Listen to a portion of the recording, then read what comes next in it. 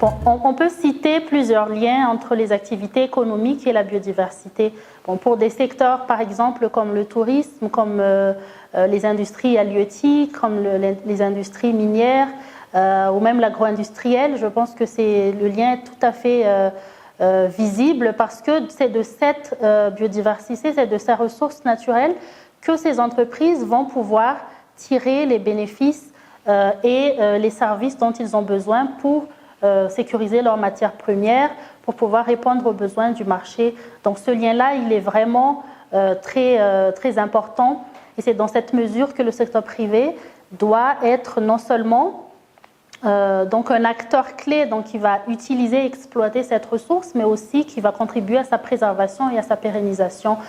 Le lien peut-être pour des secteurs qui ne sont pas forcément directement dépendants de ces ressources naturelles, c'est qu'il y a aujourd'hui plusieurs opportunités aussi à saisir en matière de financement, en matière de renforcement de capacité, parce que les entreprises, sans forcément être impactantes sur le plan négatif sur la biodiversité, peuvent aussi réfléchir au sein de son modèle économique, dans la manière de faire, de pouvoir aussi intégrer la valeur de cette biodiversité et vraiment bâtir une entreprise qui va valoriser mais ne pas exploiter cette ressource naturelle.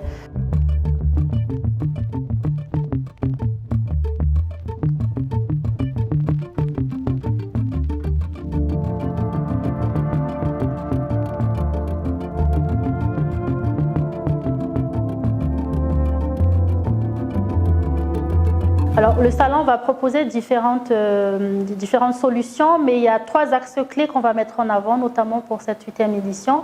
Premièrement, c'est l'axe comment assurer que les ressources naturelles dont les entreprises ont besoin pour prospérer soient pérennes. Donc ça, c'est la base. Donc, quels sont les outils pour faire ça? Quels sont les accompagnements? Quelles sont les sources de financement? Deuxièmement, un axe clé, c'est aussi de découvrir comment est-ce que l'entreprise peut saisir aussi des opportunités de partenariat ou de financement qui leur permettent de monter des projets biodiversité, de monter une entreprise qui va intégrer tous les aspects de l'environnement et de la biodiversité dans le modèle économique. Et en dernier lieu, c'est aussi une valeur du salon, c'est bien sûr c'est la mise en lien entre les différents acteurs. Donc au-delà des conférences, pendant les 2 jours, les participants auront l'opportunité d'échanger entre eux, de tisser des relations et au-delà du salon, de mobiliser ensemble des partenariats et des collaborations autour de ces sujets. Si on veut que l'entreprise réponde de ses engagements, réponde de ses responsabilités en tant que consommateur, en tant que grand public, on a le devoir, on a la responsabilité d'être vigilant. Donc de comprendre ce qui se fait, ce qui ne se fait pas et aussi d'être une force de proposition ou d'interpellation. Donc on fait appel au grand public pour venir voir ce qui se passe, pour encourager encore beaucoup plus les entreprises à aller de l'avant. Donc ça, c'est très important. Deuxièmement, pour s'informer, pour les jeunes surtout, on parle beaucoup aujourd'hui du changement climatique, de l'environnement. Donc venez vous informer, vous aurez l'occasion d'être au contact des experts sur le sujet, de visiter aussi les stands parce qu'on a un stand d'exposition. Il y aura diverses animations aussi auxquelles vous pourriez participer.